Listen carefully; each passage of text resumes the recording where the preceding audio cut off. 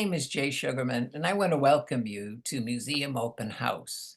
This ongoing series features and highlights many of the outstanding museums and other cultural institutions. The main purpose of most programs is to inform viewers about current and upcoming exhibits, various programs, resources, and other opportunities that are available for the general public. Today via Zoom, we're fortunate to have as our guest Debra Britt from the National Black Doll Museum of History and Culture, located in the Emerald Square Mall in North Attleborough.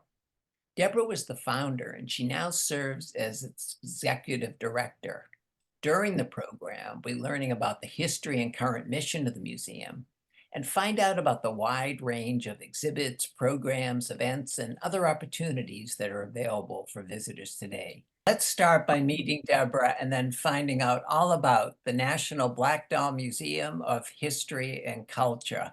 Welcome, Debra. So glad you're able to be back again. Well, thank you, Jay. So glad to be back again. It's nice after COVID, long term, everybody was out and took us a long time to get back on our feet, but we're back, I think. Wonderful, wonderful. You definitely are. So excited to hear about the new location, eager to hear all about it and have you inform viewers. But before we jump right to that, I think it would be of interest to just briefly hear a little bit about your background and maybe how and why the museum came about in the first place. Oh, long story, but we can try to put all that into a few minutes, I think. I've been collecting for about 50, 60 years now. It's hard to say 60 years, but 60 years now. I started as a young girl.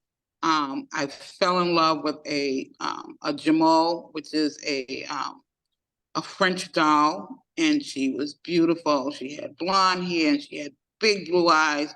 And I found her in a house that we had moved into. And my parents saw the doll, they liked the doll, but they were afraid that I was wanting to be too much like that doll, that I wanted to assimilate, that I wanted to have the blonde hair and I wanted to have the blue eyes. And so my father took the doll away and put it up and said I couldn't have that doll, that I needed something that looked more like me. But I still yearned to have that doll. She was just a beautiful doll. And then I went to school and the teacher told me that I wasn't beautiful and that I would never be anybody. And that kind of just broke my heart. And I started to look at different cultures in Africa.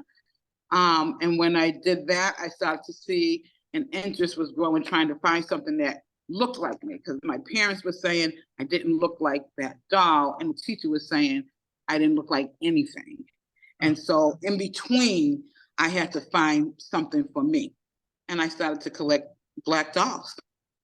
Wonderful, wonderful. Well, as we'll shortly see, so glad you went in that direction and had the perseverance to overcome those type of comments and situation. As far as the new location, I know you're there now and we're fortunate to have a tour soon. A little bit about the logistics on how that came about and what went involved in putting it all together. Amazing. You know, they say that, you know, God put you where you're supposed to be. And I believe that. For COVID happened and we were unfortunate enough that we had to close the location that we were in. Several reasons. The landlord wanted to raise the rent. It was COVID. We had lost all our tours, all our school groups. And so we had to figure out what the next step was. And I had no clue, just really no clue. And so when things turned around and got a little bit better, we started to venture out and we were looking for a place to purchase. And actually we were fortunate enough that we have had so many people that support us, that has come to the museum, that understand our mission, that we had a family that came in that was from Turkey. And when COVID hit, the family moved back to Turkey, and they were asked, the father was asked, what was the best thing about being in the United States, living in the United States? So they had been here for a few years and then they went back. And he said the best thing was going to the Black Doll Museum. Wow. And I was certainly surprised. I know that I try to reach every person, reach every child. I clearly remember this family because the daughter had came in, the family had came in, and she was only about 7. And I gave them a tour of the museum. And then I told them that I made dolls, and I asked if I could make a doll. And they said no, they didn't have time. And the little girl looked at me and she really wanted to have a doll. And I said to her, I'm going to make you a doll. And I did. I made a doll with her hijab on, with her clothing that looked just like she would have a doll. That I know that a lot of times you go in stores, you don't see a doll that's dressed in Muslim clothing. And I wanted this little girl to have that because I can remember being a kid wanting something like me. And I made it and I sent it to him. So that made a big impression. And the father happened to work at a crowdfunding source place, Launch Good. And when he told the people there, they looked me up and they decided to do a fundraiser for the museum. And they were going to raise money for the museum so that we could open up the doors again. And in 30 days, they raised $50,000. Whoa, that's incredible story just on its own right. They raised the $50,000 so that we could open up. And so I took my time and still continue to do the work that we were doing, going out into the schools, but always keeping an eye out for a place where we could fit. And I happened to come past the mall one day, and I had heard that, you know, I know that malls were losing customers and losing businesses for a few reasons. You know, the rents were getting high. People were kind of getting accustomed to being into ordering online, and they weren't going into the stores and the malls that much. And this particular mall, one of the biggest anchors was Sears, and Sears pulled out. And so a lot of other businesses left too.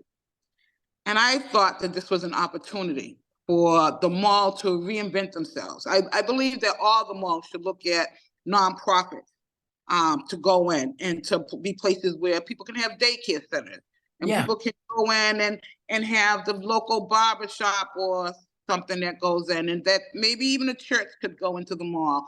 You know, the museums can go into the mall because they're here and we're kind of used to going there and we want people back out. And it's a little community on its own. And when Sears left, they decided that they're going to put in a housing unit. So there's going to be 200 houses, probably 50 feet from me. Wow. And space. And that was exciting to learn that the mall was looking at new things. And when I went in and talked to the 2 women that managed the mall, we talked about the possibilities of what this mall could look like by bringing in a lot of smaller mom and pop businesses rather than going large. Yeah. And so they decided that I was a good fit. Wonderful. And we Oh, worked on it. And so, yeah, I'm here and I'm really happy to be here. We've seen new people that don't ordinarily go to museums stop by on a regular. People are just amazed to see the types of dolls and the programs that we have to offer. So I'm excited. oh, that's such an uplifting story and a great example of good things happening to good people with good intentions. You know, let's take advantage of your location being right at the museum. And I know you'd like to give us a tour. So take your time transitioning and please point out what we're seeing once you start walking around. Sure. Well, just give me a second. Let me see. You know, we're all new to Zooming and those kind of things, but I think For sure. so we can actually, I like to, so we're on the 3rd floor in the Emerald Square Mall. Yeah. And so this is the outside. So this is kind of what this looks like. Nice. That's a nice shot. Yeah. Nice, nice, nice. So we're on the 3rd floor. We're not too far from the food court, which is nice. And right directly across from us is Macy's. Wonderful. So we're walking into the front entrance, and I need to make sure that I have some kind of appreciation wall. So that's what people see when they come in. We've had a lot of people Without their support, it just wouldn't happen, you Yes. know? And I mean, I tell people all the time, I literally get overwhelmed and emotional when I get a donation of $1. People say, why $1? And for me, it's because I know that that person may not have that much to offer. And for them to get online and to just really punch that dollar in, that makes me very emotional. Mhm. Because that could be somebody's last dollar. I don't know. Yeah. But for me, I really appreciate, I love the big dollars. Don't get me wrong. We need the big dollars. But those $1 that come in from people, $5, we know that we're really doing something and we're really touching people when we get those kind of donations. And so when you come in, there's an area that we have that talks about who the museum is. The museum was started by myself and my other two sisters, Felicia and Tamara. And then Tammy's here now, but Felicia's not. We all have some things that's going on personal, but we're handling it like everybody. You'll see Cecilia, this beautiful doll right here. Oh, yeah. Is the Princess of Courage. And she kind of started that whole doll making inspiration for us. And we always like to start out with a discovery. And for me, it was discovering those roots. I told you that when I was told that I wouldn't be able to become anything more, I started studying cultures in Africa. And so we have a large collection of African artifacts that I appreciate. We have African headdresses. We have the Ethiopian vessels. These are water vessels. And actually, when we make our African wrap dolls, which I'll show you in a minute, we kind of take the basis of that from these Ethiopian vessels. We also like to talk and get right into what's going on. And this is what we call the ugly truth area. And it just kind of talks about the racial inequity through dolls, because people never think about those type of things. But there was, I mean, people, you know, when you think about a doll, we want to look at the children and we want to make sure that they see the whole world and that they can see those images. One of the things that was important for me is I had this past Christmas, we had some Hispanic children that came in for the Christmas exhibit. And I have one Santa Claus that speaks Spanish. And when I hit that button, those kids were in tears and they were overjoyed because they had never heard a Santa speak in that language. And at that moment, I just felt really happy that I could do that for them, because I know what it would have meant for me. And never clicked on me. I was just like, oh, this is a doll Santa that speaks Spanish. But when those little kids saw that, they ran up to that Santa Claus and hugged it. And they literally, some kids had tears. It was amazing. It's just amazing what we could do by seeing things and being represented for all cultures. Very well So said. again, this is the large part of the African artifacts that we have, different dolls, different door wall hangings, sashes, and those things. These are the African wrap dolls that I talked about. These are the dolls that we actually teach people to make. And people just kind of be overwhelmed because they think that they were store-bought, but they are recycled. We do them with water bottles.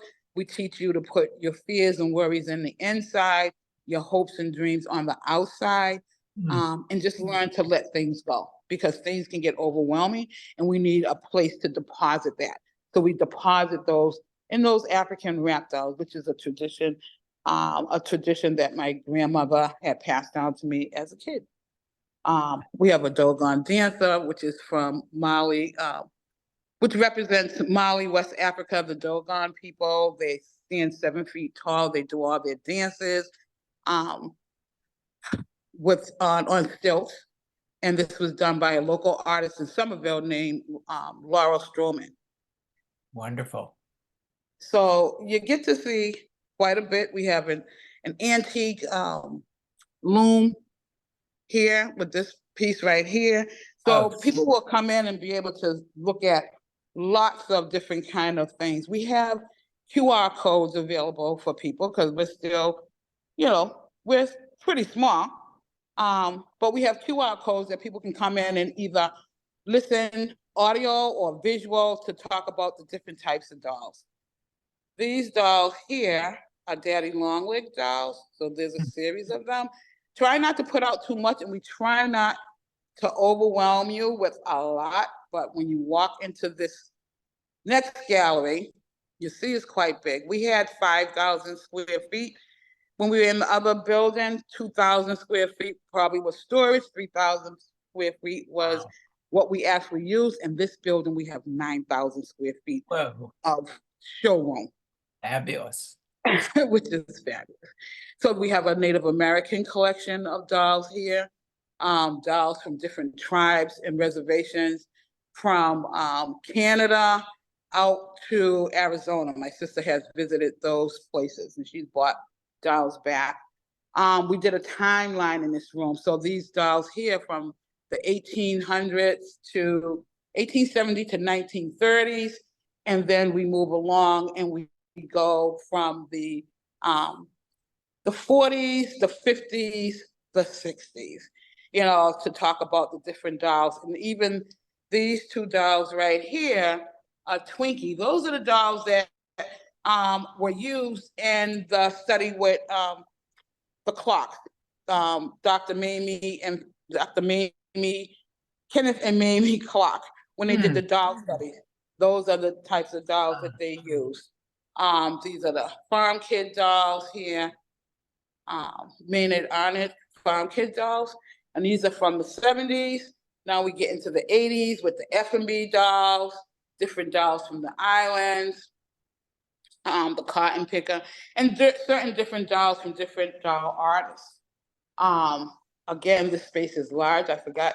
Sometimes I forget about this room. This is the room that has a lot of the African art pieces that I have acquired over the years. And even my dressing rooms, we turned into little spaces. Nice. To house.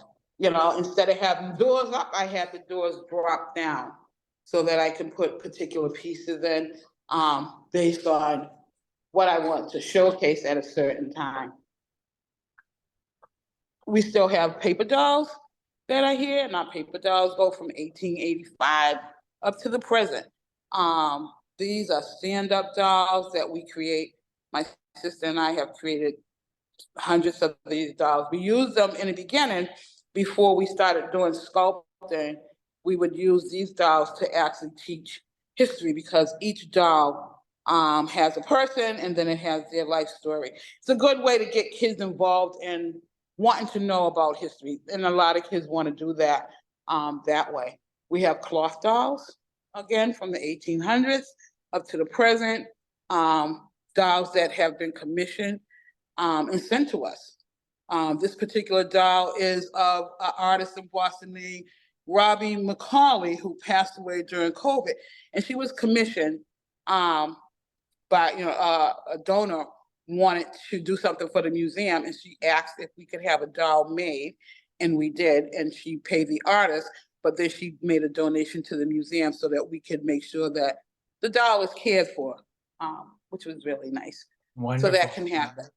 This is the part of our paper dolls with Michelle and Barack Obama and their history. You can only get these paper dolls if you volunteered. And so I really try to put those out because I wanted people to know that, yeah, we volunteered. When you volunteer, volunteering is really important for organizations, nonprofits. And they may not have a lot of money, but sometimes you volunteer, you get something special. And these paper dolls were something that was special. This is a book and doll area of the museum so that people can come in and they can look at the dolls, but they can also have the books. These books and dolls, we have over 150 African Americans dolls that come with books.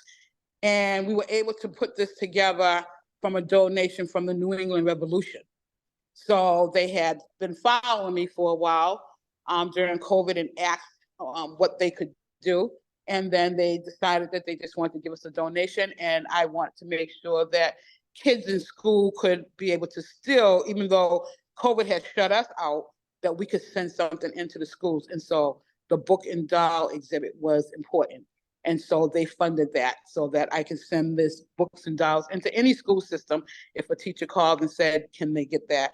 All they have to do is call, and then we talk to them and figure out which part of history they want to focus in on, and we can put together something for them.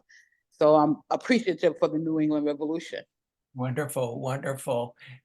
You know, Deborah, unfortunately, we only have a few minutes left. This has Okay. been a fabulous tour. And I know in the credits we'll have your contact information. So as you're maybe walking around, can you just share what some of the reaction and feedback has been since you've opened? Oh, okay. So the reaction has been overwhelming. It's been really great, I can say. People are surprised at the types of dolls that we have here, that there are artist dolls, and that, you know, that doll making, dolls coming off forms. There are artists that are everywhere in people's backyards that you can recycle. It gives everybody a good feeling. This place, we try to make sure that we have books and dolls. We make sure that we had a place where we can have references. People can come in and sit down. I have hundreds of doll books. If you want to find out about a company or a manufacturer or an artist, you're able to do that here. We try to make sure that we have something for everyone. Of course, we have a large Barbie collection in the museum. What else can I tell you? That's wonderful. No, I think we could go on, and I know you do so much outreach with the community and ongoing workshops and changing of items because you have so much in storage. But this has been a real treat to see a museum, to see the Black Doll Museum from its beginning and what you've been able to establish, and only know there are many more good things to come in the upcoming future. So unfortunately, we have to end for now, and just want to wish you continued success with this and future endeavors, Deborah. Thank you so much. Appreciate it. And like I said, we're here every day. So if people just call the numbers, I'm sure you have that listed. Call the number. Yeah. You can always reach us, and we do summer camps, and we have all kinds of programming. So it's fabulous, great. Fabulous. I look forward to visiting sometime soon. Thank you very much. Also want to thank those of you watching for joining us, and hope you'll be able to tune in next time.